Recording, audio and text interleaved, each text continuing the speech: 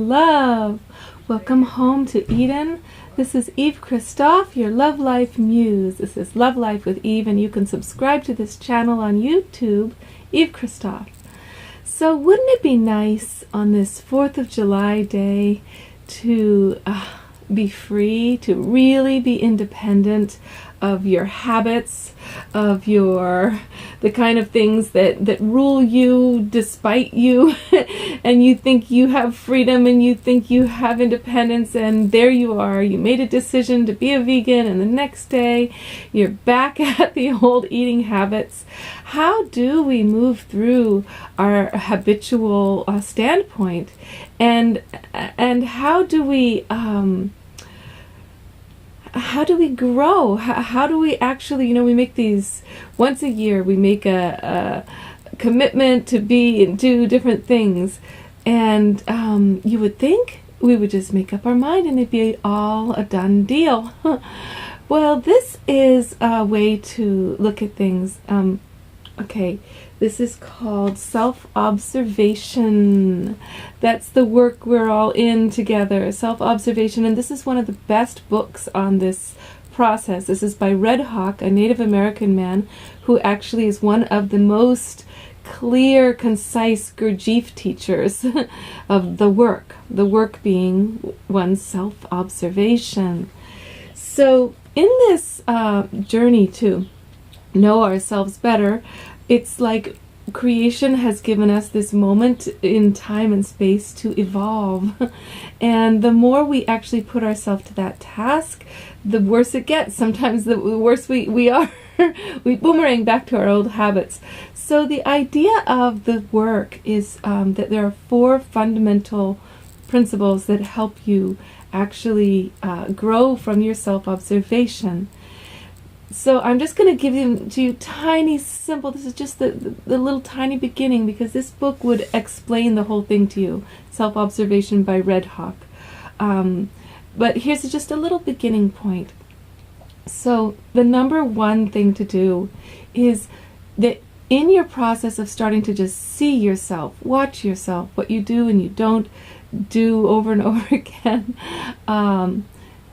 you start with non-judgmental perspective. No judgment. No trying to change it. You just observe, and you don't get upset or happy. You don't laud yourself, praise yourself, or critique yourself. You just observe, okay? The second one is observing without changing anything. So, wait a second, what's the point here? We're supposed to be trying to change things, right? Well, by not trying to change anything, by just allowing, you stop the battle that as soon as your ego gets you in a thing of you're bad, I just knew I'm a bad person, or I gotta change this. The ego has control over us once again, and it's only in surrendering and not pushing and forcing that things change, right? So by not trying to change anything, you get to, oh, wow. So, for example, like I kept noticing myself giving myself bigger portions of food when my guests were over, or when I was feeding my daughter. And for the longest time, this was just unconscious. But when I started to do the self-observation, I noticed it and I wanted to change it. I was like, you horrible mom, you glutton, you little pig, And the more I was mad at myself, the more my devious little cravings would come up. I'm like, well, they don't need that grape. They don't need that extra cherry. I need it. So strange. Whatever our phobias, our fixations are, they can be so babyish and they rule us. Whether it's pot or alcohol or eating too much, or just being selfish at the wrong moments and not having the graciousness to serve others in a way that would be full of joy for everyone. So in the process, the third thing that you do, so when I stopped trying to change myself,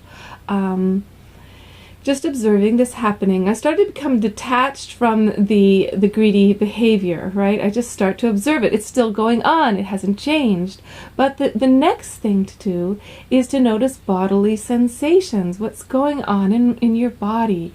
whether you're meditating and doing all of this observing, or you're in the middle of cooking like I would always be. It's like, well, is it hunger? Is it anxiety? Just noticing my breath, my sight, and the sounds, opening into the being present in the moment with all of your senses, which is called self-remembering. You're remembering all of you, and the idea is that you can't just observe yourself with just the mind, because that's just one small part of you. There's your soul and your heart and your emotions and your senses, and so you need to come into a full remembrance of all of you as best you can. Self-remembering is it's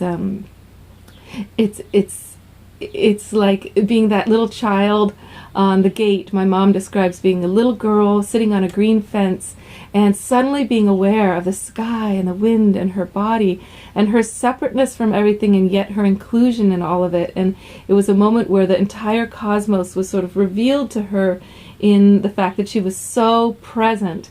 And we tend to be more present when we're young children, but we can cultivate that very, very wide open, expansive, and yet very, very specific awakeness. Now, the last thing you're going to be doing when you're self-observing is brutal honesty. Brutal honesty is so... Look at this, the shadows just come over my face like, oh yeah, we look like a demon suddenly to ourselves. We're like, oh, this is horrible. I don't want to see this about myself. I always thought of myself as the hostess with the mostess, and here I am hoarding little things, not giving them to my guests. This is disgusting, right? Well, remember, you're not going to judge it. You're not even going to try to change it. And you're just going to be completely self-aware in the whole process of being here, being human, being that flawed. And this brutal honesty is like the dog. Here's the poem I'm going to read you that is very funny. Dogs are so honest, right? They're so hilariously honest. So, honesty. This is by Red Hawk from the book Self-Observation. He says, if you want to see what real honesty is, look no further than the dog. The dog doesn't give a damn for looking good, but will hunch the leg of the Queen Mother if it feels like it. The dog doesn't care what the hell you think. It will lick its balls in the presence of the Pope, if that is what it has in mind to do. The dog does not stand on one position, power, wealth, or fame of any kind. He will bite the rump of the emperor if he tries to pick up the dog's food. The dog will lift its leg on the white wall tire of the Prime Minister's limousine, or shit on the Dalai Lama's prayer rug, because he is a dog, and that is what dogs do.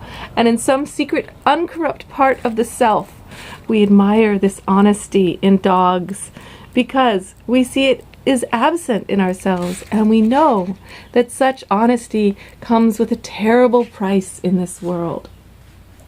But at least we can do it with ourselves. And what happened for me after being that brutally honest with myself and not trying to change things and just accepting every time I'd be cooking, okay, now I'm going to see that greedy part of myself come up. Let's just watch it play out this time. Pretty soon it just became something, wasn't a fixation. I don't know, it just went away. I observed it enough that I just wanted to do something different, and I was able to.